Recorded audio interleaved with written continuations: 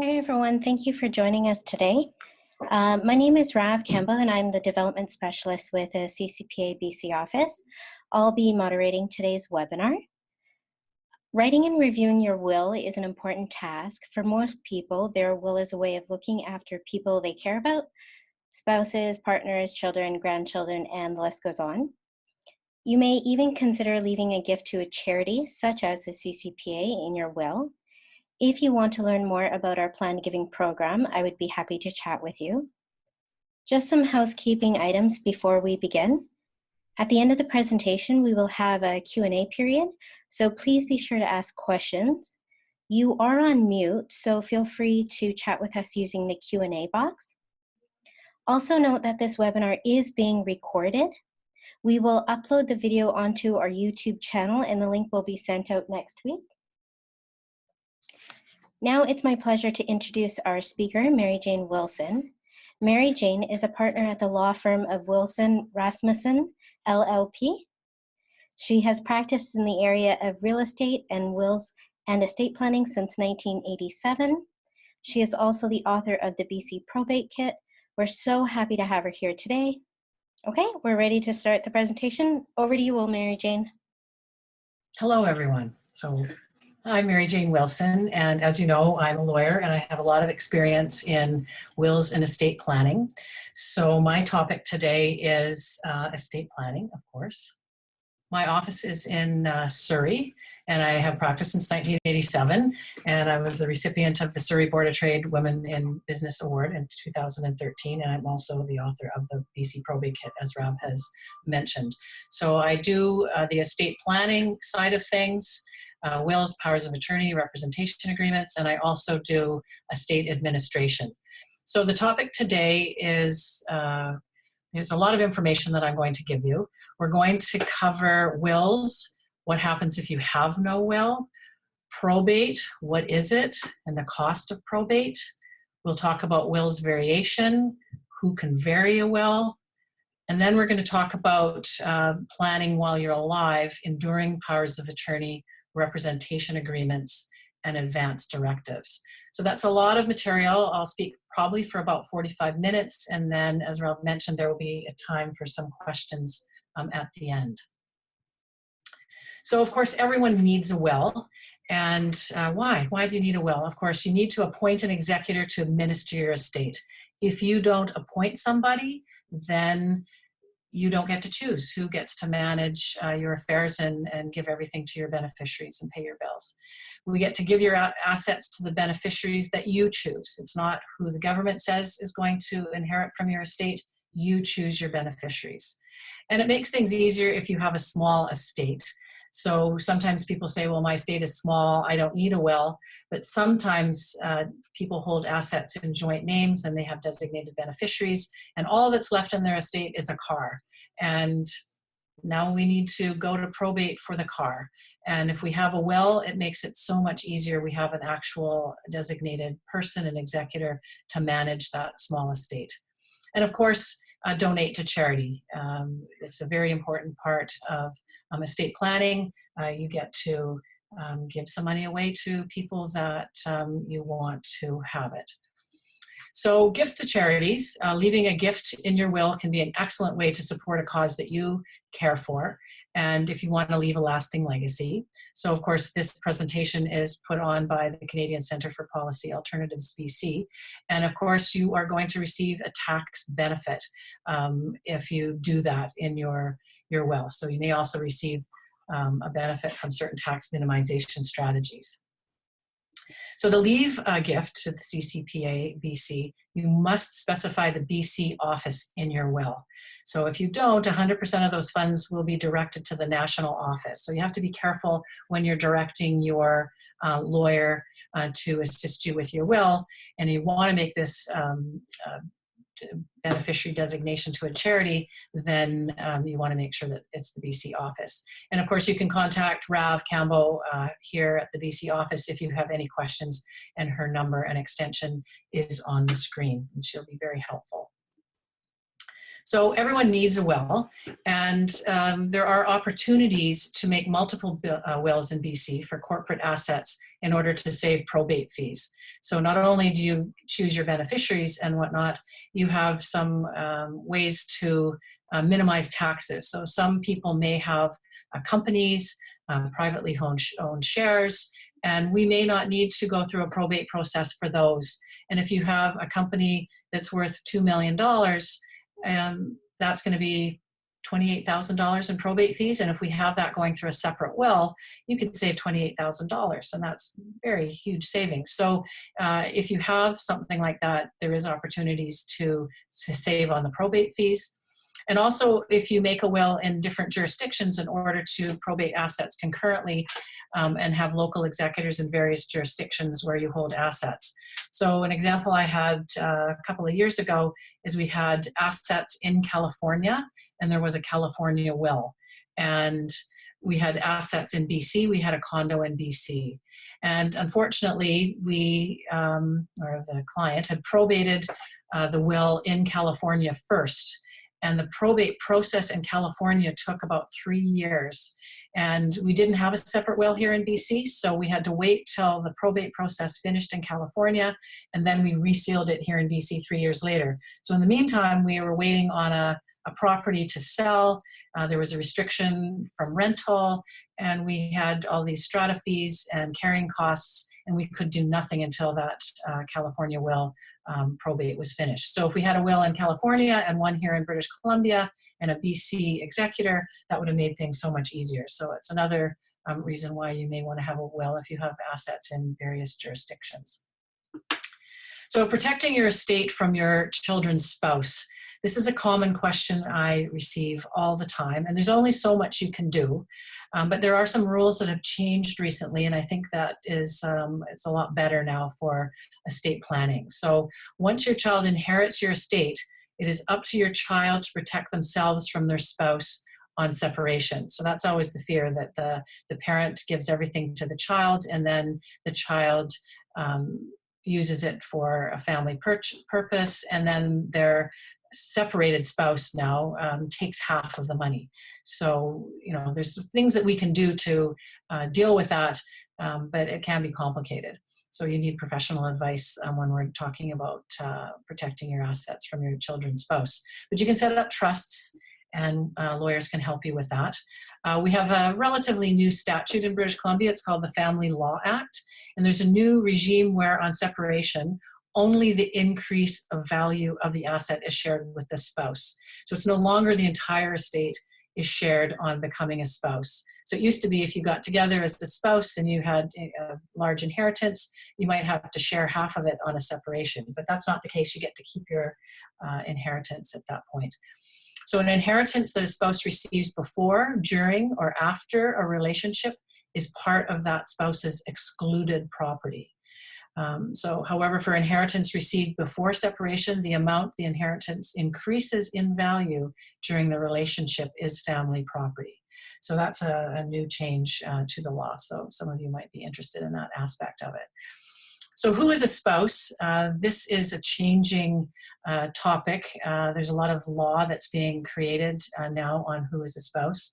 So we're planning in uncertain times, and who could be a spouse. It depends. We have married spouses, that's easy. Common law spouses, how long do you have to live with a person to become a spouse? Marriage-like relationships. So all of these things are who can be a spouse. So the courts are looking at various things. They look at shelter, where are you living? Are you living together? Are you not living together? Sexual and personal behavior, that's not a definitive definition. Services, societal, how do people perceive you, whether you have children together, support, economic, whether or not you support the other person or you have kept all of your assets separately, social factors. So all of these factors are looked at to determine whether someone is a spouse. So none of them in isolation are definitive. So we look at all of those factors to determine whether someone's a spouse or not. So I just wanted to touch on spouses and whatnot, because I receive a lot of questions on that topic, and I thought that I would just update you a little bit on the world of who is a spouse and the Family Law Act. So now we're going to change things, and it's planning in the digital world.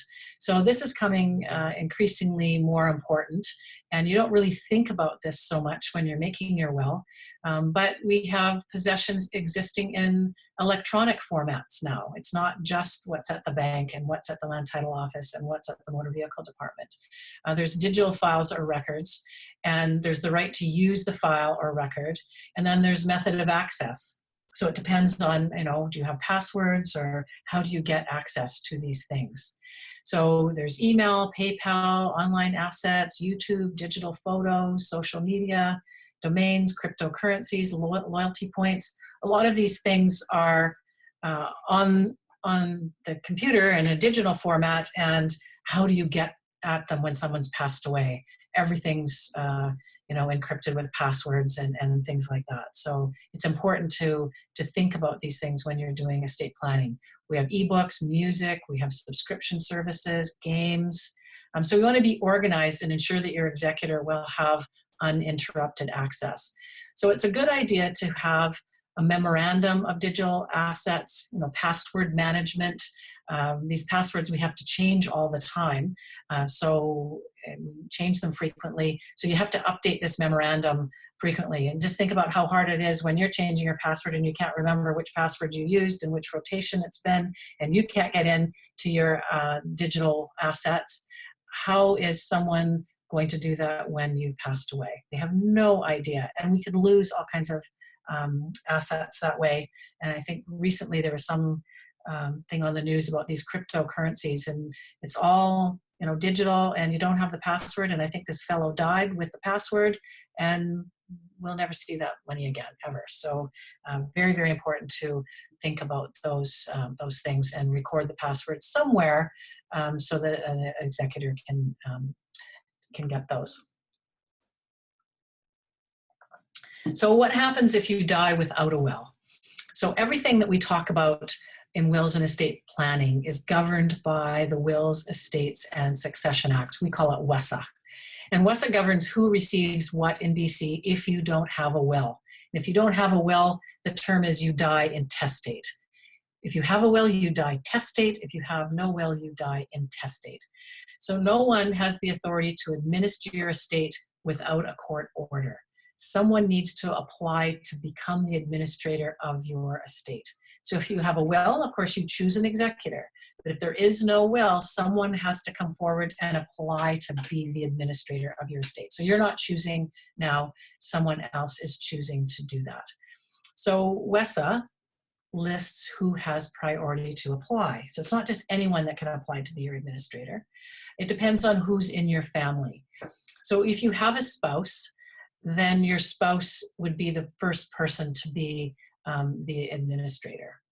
And I'm just going to back up here a little bit, because I think, so that's the administrator part of it. And WESA will tell you it would be spouse or children. The spouse can choose someone, that kind of thing. I had someone in my office this morning whose husband had passed away. She's not sure if she wants to be the administrator. There is no will. And she had a very close friend with her, and she's thinking about appointing that close friend to help her with all that paperwork. So you can do that if you're a spouse. So now what happens if you die without a will with respect to the assets, the things that you want to give away? So that depends on who's in your family as well. And if you have a spouse, then of course the spouse will receive everything. And if you don't have children, it's all to the spouse. But if you have a spouse and children, then the first $300,000 goes to the spouse.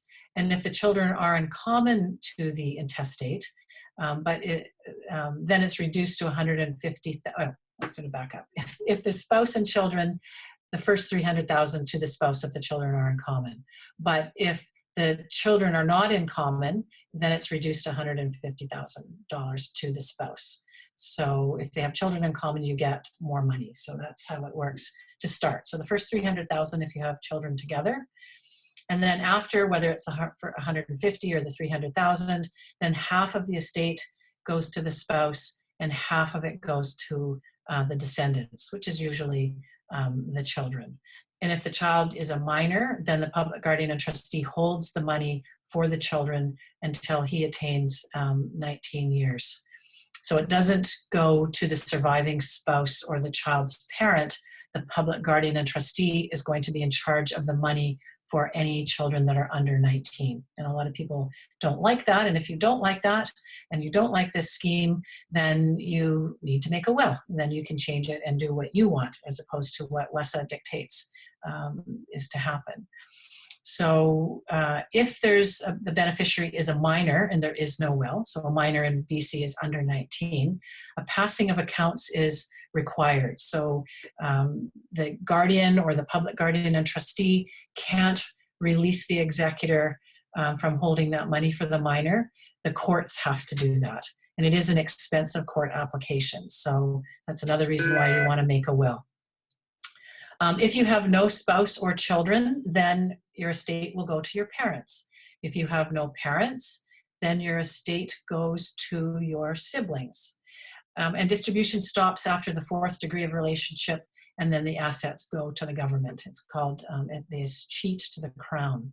So the WESA says, you know, it's children or spouse, children, parents, brothers and sisters. You know, it could be aunts and uncles, nieces and nephews, but after that, after the 4th degree of relationship, then that's it. We're not going to try and find new relatives.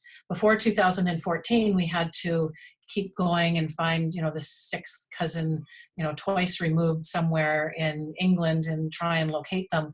We don't have to do that anymore. So again, if you have no spouse, no children, no family, you might want to give your money to charity and you get to choose, and it won't go to the government. So that's very important to know that. So when you're making a will, there are certain formalities. So you can't do it on a videotape or put it up on YouTube or any of these new technologies that are available. You have to do it in writing. That is a requirement. Our WESA says that it has to be in writing. There are rules. It has to be signed at the end by the will maker. We used to call them testators, but the new language is very plain language. You are a will maker if you make a will, and you have to sign your will at the end of it. You must date it. You need to know when you did it. It must be signed in the presence of 2 witnesses at the same time and in each other's and the will maker's presence. So you have to have 2 people. If you have only 1 witness, then the will does not meet the formal requirements, and it will be invalid unless we go to court to try and make it valid. We like to initial each page. That's not a formal requirement, but some people have been known to substitute pages and possibly make themselves the beneficiary, which is fraud, and you're not supposed to do that. But some people do those kind of things. So in order to protect the will maker, we like them to initial on each page, so then no one can really substitute pages after they passed away. The witness must not be a beneficiary or a spouse of a beneficiary. So that's very important to know. I had a situation a number of years ago where I had a person that was ill, and they were at the hospital, and they wanted to make a will, and they asked one of their children to get one of those will kits, and they put it together and they brought it to the hospital, and the mom signed it. And the kids thought, oh, well, maybe the beneficiary shouldn't be a witness. They're kind of thinking that might not be proper, but my wife and my husband can certainly witness it. Why not? So they did that, and that voided the gift for the beneficiary, because you're not allowed to do that. The will did not take effect. So people don't understand that a beneficiary and a spouse of a beneficiary can't witness a will. That would invalidate it. You must be 16. It used to be 19, but you must be 16 at least. And you, of course, have to be of sound mind. You have to have capacity and understand that you're making a will, what kind of assets you have, who you want to be the beneficiaries, who you want to be the executor, that kind of thing. You have to understand those concepts.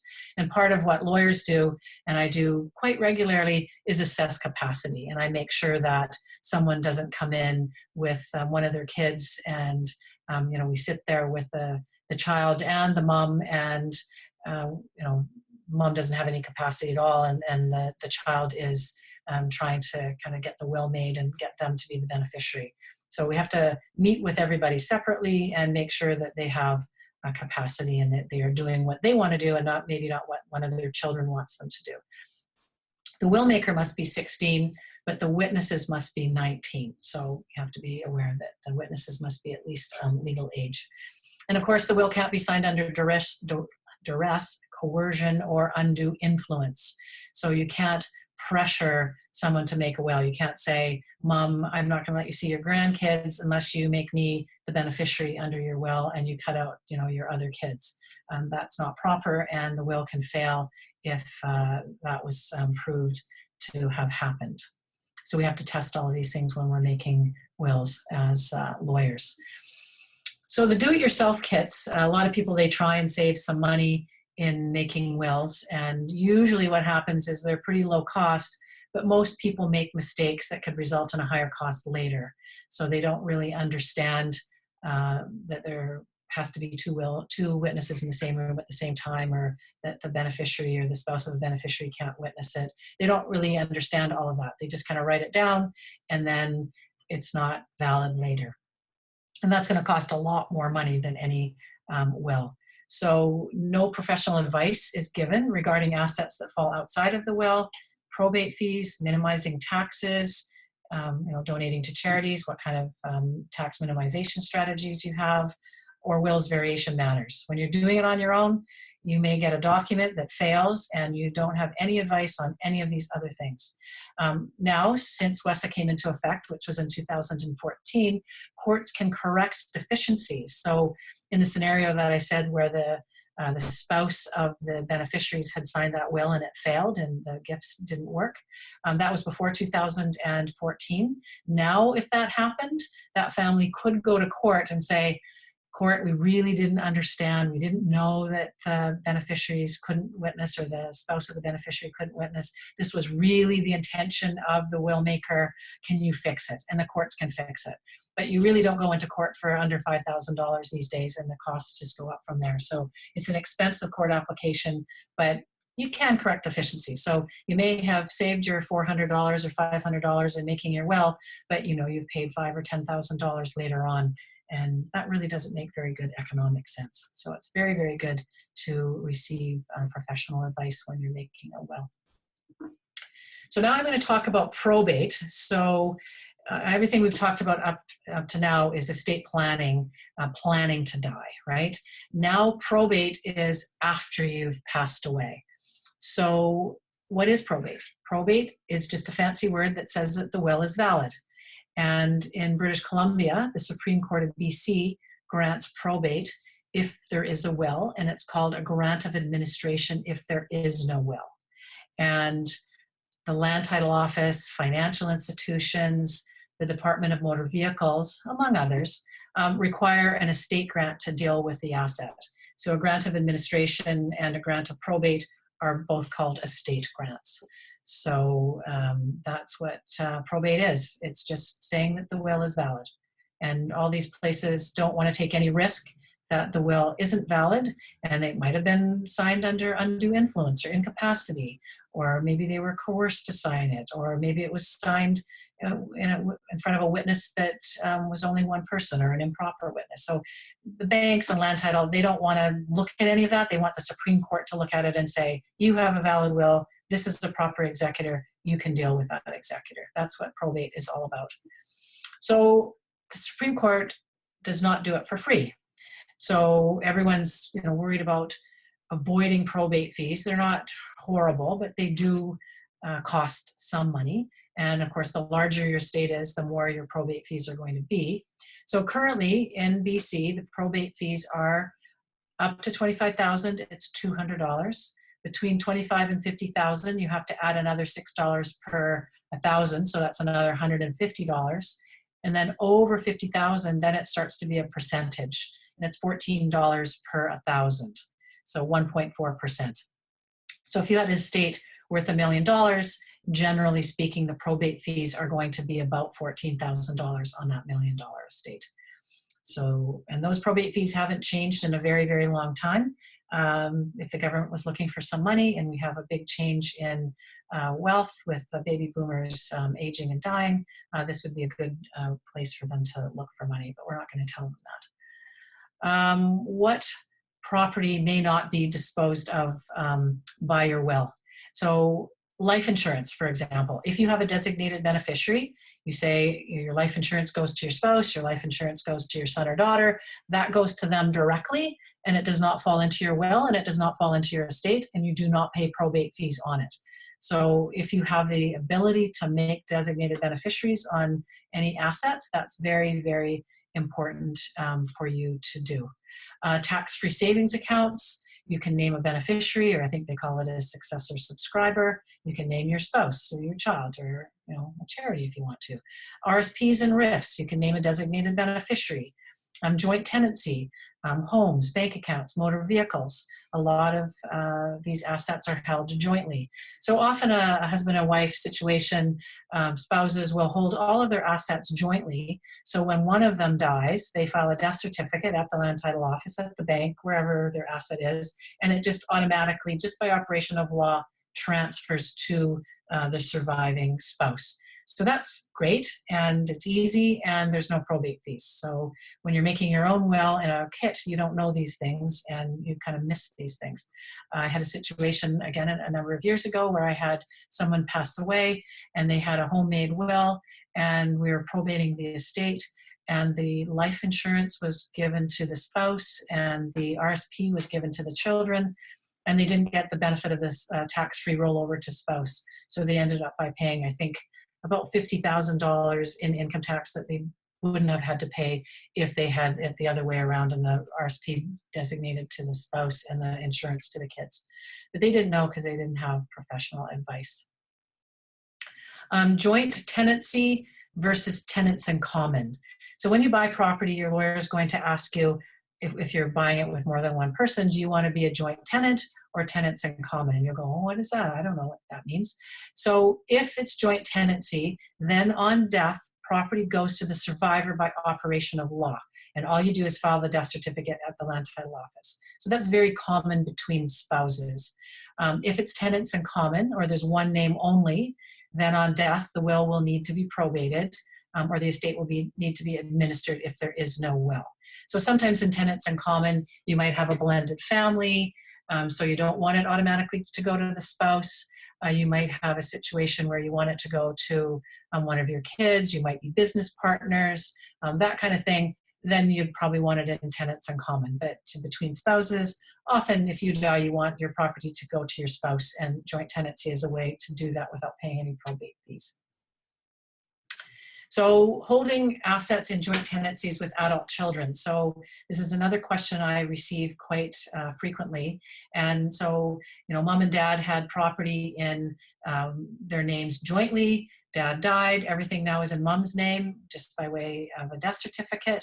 And she says, oh, okay, well, that was easy enough. I think I would like to avoid probate fees, and I'm going to put it in joint tenants with my 2 or 3 kids, or however many kids you have. And you think, great, you're going to save 1.4%. So on $1 million property, you save $14,000. That's a big pro. That is a very big pro.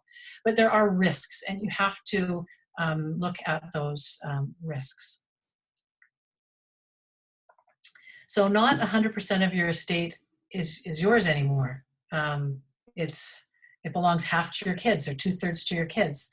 So that you have to really consider that. They might, if they're 2/3 or 3/4 of the property, decide that they're going to sell the property and you don't need a place to live anymore anyway, so out you go. And that's not really what you had intended. So you might want to consider registering a life estate on the property so that doesn't happen. The child may have issues that you're not aware of. So they could have drug or alcohol issues. They could have gambling issues. I've had a situation, again, a number of years ago where I had a husband and wife. They held their cottage property or cabin property on one of the Gulf Islands in joint names with their only son. And then they came to see me a number of years later and said, we're being foreclosed on and we don't even have a mortgage. So I looked at their information, and the son, of course, had half of the property, and he had mortgaged half of it. And you don't go to the Royal Bank or CIBC or an A bank lender to get that mortgage. They won't lend on half, but some other private lender might. And somehow the son had disappeared, and now he hadn't made his mortgage payments and the bank was coming to collect. So now the secondary lender is partners with the parents. And that was never, ever the intention of the parents. They thought they were doing a good thing and they were going to save some probate fees. So we don't know really what happened to the son, what his issues were. He kind of disappeared, and they thought that he was the perfect son. And he had some issues that he wasn't disclosing to his parents, obviously. So these things happen. Your child could become incapable and lose their disability benefit. That happened to one of my clients, and one of the children, adult children, became incapable by way of a motor vehicle accident, and we had to deal with that because now they owned part of the property and they weren't going to be getting the benefit that they would have had they not owned property. Capital gains issues if the property increases in value and the property is not a principal resident for the child. So while you own it, that's the one great thing we have in Canada, is if your principal residence increases in value, that is a profit to you and you do not pay any tax on that. But if your children are on the title now and the property increases in value, then their portion is subject to a capital gains tax. And sometimes that tax can be more than what the probate fee was. And certainly the last several years, 5 years or so in the Lower Mainland, the prices have escalated rapidly, and there's some very large capital gains for children that own property with their parents and it's not their principal residence. So you have to look at that and make sure that's not going to be an issue. So if you're going to do that and consider that, you definitely have to weigh the pros and cons, and it's not good for everybody. If you're really old, if you are terminally ill, probably a good plan, because not a lot can go wrong if you've got a timeline and the doctor says that you're only going to be with us for another 6 months or so, or you're in your 90s or in your poor health. Then you might want to start thinking about this planning. But if you're in your mid 80s and you're healthy and whatnot, you may not want to take that risk in putting your children on the title. But that's up to you, and you want to have professional advice on that. So you could consider a bare trust agreement as well, saying that I give this to my children now, but they really hold it in trust for me. So there's ways of doing it to protect yourself, but you really want professional advice. So a good website on the issues is seniorsfirstbc.ca, and they have some documents on that website. They talk about shared ownership of property, deed of gift, joint bank accounts, bare trust and agency agreements. So if you're considering holding property jointly with your children at some point, it's a good website to look at. It has all kinds of really good information. And of course, seek professional advice from a lawyer. So death and taxes that go together, we have deemed disposition on death. And this is usually more than probate fees. So this morning I had a client in, and he had purchased a property, maybe 20, 30 years ago for about $40,000. It's a commercial property. It generates income, and it's worth about $2.5 million now. And there's a big capital gain on that. And we were determining who are we going to give it to and how are we going to deal with this.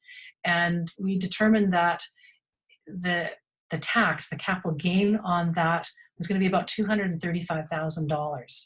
So, and he said, well, if I give it to my kids, can we defer the tax and not pay it? But we have this deemed a disposition on death. So whether it goes to the kids or the spouse or whoever it's going to, the tax bill has to be paid on death. And that was a very, very big tax hit for him. And he said, well, that's not fair. But that's just the way it is. So, sometimes you should talk to your accountant about those kinds of things. Principal residence, we don't have to worry about it right now. But for cottage properties, revenue property, that kind of thing, we have that capital gains tax, deemed disposition on death. So you want to look at what you purchased the asset for compared to the value at the time of death, whether you sell it or not. Income tax on RSPs and RIFs if the beneficiary is not a spouse. So if the beneficiary is a spouse, then there's a tax-free rollover on death. It passes to the spouse tax-free. You file a death certificate and it now becomes the spouse's RSP. But on the death of the second spouse, then you have to pay the tax, the income tax on that. And that tax can be, you know, as high, or I think it could even be higher than 48% on it. So, you know, that can be huge. You have, you know, a $500,000 RSP and it rolls to your spouse tax-free. And on the death of the second spouse, it's like they made $500,000 that year. So, you know, $250,000 is going to be paid to the government. So just be aware of that. You don't want to do that on the death of the first to die when you have a spouse. You probably want your spouse to be the beneficiary of that. Currently, principal residents are exempt from capital gains tax, but now we need to disclose the sale of your principal residence on your tax return in the year of sale. And there are penalties for non-disclosure. So I think they're just trying to kind of keep track of, you know, some people are flipping properties, principal residences, huge gains, not paying any tax. They're just kind of looking at that. So we now have to disclose that on our tax return. No tax is payable, but you need to disclose it. So of course, making a will, you give your assets to who you want them to go to, right? It should be as easy as that. However, we have the wills variation provisions under WESA, Section 60. So before WESA came in 2014, our statute was called the Wills Variation Act. Now it's been incorporated into the Wills, Estates and Succession Act, and courts have the power to vary a will. This is quite unique to British Columbia. I don't know that any of the other jurisdictions in Canada or really around the world have this same provision. So the will maker must make adequate provision for spouses and children. So adequate provision means fair. So it's not defined in any way. And there's a 180-day limitation period from the date the estate grant is issued. So it's a very short window that you can contest a will. So I don't know if I said this, but who can contest a will? It might be coming forward. It's only spouse and children that can contest under the provisions of WESA. Oh, I do say that, okay. For spouses and children. That's natural born children, adopted children, not stepchildren. So a lot of stepchildren are alarmed to find out that they can't contest a will, even though they may have been raised as a child, but if they were never adopted, they cannot contest the will. So what do the courts look at to determine what's fair? They're going to look at the size of the estate. Is it large? Is it medium? Is it small? It's a lot easier to vary a will if there's lots of money than if there's not so much money. They will look at the relationship with the spouse and the children. Is it a good relationship? Is it a bad relationship? Are they estranged? You haven't seen them in 20 years? They will look at all of that. Need of the beneficiaries. Are they poor? Are they comfortable? Are they wealthy? Money given during lifetime, that's going to count. So regularly in my practice, I have families that have some dysfunction in them and they might not be speaking to their children. They may have children that have issues with drugs and alcohol. They may have given money to their children during their lifetime to pull them in and out of rehabilitation. And enough is enough, and they just say, no, I haven't seen my son in 20 years. I tried. Nothing's working. If I give him any more money, he's just going to buy drugs and, you know, kill himself with using drugs. I'm not going to do that. So that the courts will look at that, right? Or if you've got the child that is helping you, taking you to and from the doctor, buying you groceries, checking in on you, but they may have, you know, a house and kids and, you know, lots of assets. So how, and your other child has no money at all because he's used it on drugs and alcohol, you know, how does the court kind of balance that? Good relationship, no relationship, money during lifetime, not. So they have to look at all of these factors to determine what's fair. They will also look at your wishes expressed in writing. So when I'm doing this with families and we're cutting out a child or giving a child less or more, I'm making lots of notes as to why they've done that, because that's going to matter. And I want them to express it in writing as well. So if on their death, the child contests it, we want to know, well, why did they think it's fair? Why did you do what you did in your will? And those reasons are important. They're not the only factor, but they are a factor. And so any reasons why the will maker may have left behind as to why they think the distribution in the will is fair, the courts will look at. And of course, it's a good idea to outline in writing why you think the distribution is fair. We just talked about that. Planning for incapacity. So now I'm changing gears again. It's part of estate planning, but it's not planning for death, and it's not after you've died. It is planning if you become not capable. And most of us will probably not die healthy. There's usually some period of incapacity before you pass away, and there's certain documents that we can create to help in that way. So enduring power of attorney, representation agreement, and a living will, healthcare directive, advance directive. These are all kind of names for the same document. So the enduring power of attorney is a financial document. It's not healthcare. It allows someone, and it can be more than one person, to take care of your financial affairs while you're alive. So that could be your spouse, that could be one of your children, two of your children who must act together, who may act separately. So you choose someone who can take care of your financial affairs while you're alive. It's enduring. That means it survives mental infirmity. A regular power of attorney will stop if you become mentally incapable. A regular power of attorney might be, I give my son power for the next month while I'm vacationing in Hawaii, and he can accept offers on the house that I have currently listed for sale. That kind of thing. That's just a regular power of attorney. But an enduring one endures if you become incapable. They can carry on. If you have a head injury, if you have Alzheimer's, a stroke, then they're going to step in and act on your behalf. And of course, it ceases on death, and your will take over after you've passed away. So if you do not appoint an attorney under a power of attorney, then no one has the power to sign for you, not even your spouse, even if your property is held in joint tenancy, even if you've been married for 50 years. It doesn't matter. You don't have power to sign for someone unless they have granted that power to you. On a joint tenancy property, if you're dead, you file a death certificate and it transfers. But if you're in the coma in the hospital, you're not dead yet, and we can't deal with that property. So we'd have to go to court to become a committee. It's under the Patient's Property Act. It's an expensive court application. We need 2 doctors to say you're not capable. We need the public guardian and trustee to get involved. And as I said, you're not going to court for anything under $5,000. Everyone should have a power of attorney. Of course, that's my view. It doesn't matter how old you are. My young millennial children have powers of attorney, and it's just very important. So appoint someone you trust. Representation agreements. This is different than a power of attorney. This is a BC document. Other jurisdictions call representation agreements different things. A power of attorney for healthcare, that kind of thing. So you appoint a representative, and again, it can be more than one person.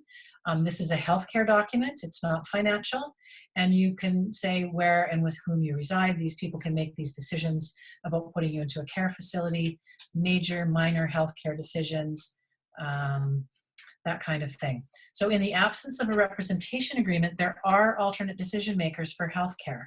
There is not for your finances. You have to have a power of attorney for your financial affairs, but for your health care, there are alternate decision makers. So it's spouse first. Spouse can pull the plug on you. Then the adult children, who rank equally. And if you don't like the alternate decision makers, then you can make a representation agreement. Or if you just want to formalize it and say, you know, sometimes you might have a common law relationship. Maybe the new spouse doesn't get along with the kids. You know, how do you prove that you're the spouse if you don't have, you know, a marriage certificate or something like that? So you can appoint them in the representation agreement. Or if you have no spouse and no kids, certainly you want to make a representation agreement so that everyone knows who you would appoint to make those medical decisions.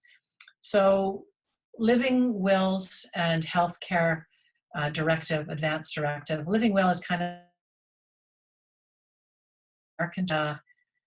basically you'll say you don't want any heroic measures to keep you alive, and it's an expression of your wish in writing. So you know you can tell your family and friends what you want, but sometimes people forget, or they might have some kind of disagreement. The kid says, oh, mom wanted to be kept alive no matter what, and the son says, oh no, she wanted to pull the plug, and we just don't know, and then you know we are kind of in limbo, and you're being kept alive. So you put it in writing if you make one of these documents. So representatives must follow what you put in writing about your health care and what you want. So Fraser Health has a very good booklet. It's called My Voice, and you can get it from fraserhealth.ca. You can phone them, or you can download it from the internet, and it talks about these agreements, the representation agreement and the advance directive. The power of attorney is something financial, and you should really talk to a lawyer about having a power of attorney. So that's a lot of material. I've talked for about 45 minutes, so I want to thank you very much for your attention, and now I'm opening the floor to any questions, so please feel free to ask some questions. So I have a question here. What about using NIDIS online? Can you store all of your documents, wills, powers of attorney, passports, etc. online with NIDIS? I'm not really familiar with the NIDIS registry. My understanding of it, it is a place where you can register your representation agreement, which is really all about your health care. And I don't think that you actually register the agreement on the site itself. I think you register saying where it's kept. And I could be wrong in that because I don't use the NIDIS registry myself, because I just don't. Wills, we have a wills registry in Victoria, Vital Statistics, and we register a notice saying that you've made a will. But again, they do not hold wills, they do not hold copies of wills. It's just a place where we say that you made the will dated, you know, today, and it's either at your lawyer's office, at your home, at your safety deposit box. So we search it later on if we can't find the will, and we can find out where it is. So there's the wills registry for wills, but it's just a notice to say where the will is. There's the NIDIS registry for representation agreements, and I think it's just notice saying where your representation agreement is. I don't know that you register powers of attorney with NIDIS. I could be wrong, but I don't think so. And all of these documents should be stored. They're physical hard documents. That's what you need to have ultimately, whether it's at your lawyer's office, at your home, in your safety deposit box. You'll need to have them, and then let your executors and your people know where they are. So I don't think you store them electronically. They're physical hard copy documents. We're not that advanced in BC yet where we can just have electronic documents. So hopefully I've answered that question. How long does probate take? So that's a good question. Generally speaking, minimum time is about 4 to 6 months. That's usual. It depends on the registry. Right now the registry is about 2 months behind. A couple of summers ago, it was about 4 months behind.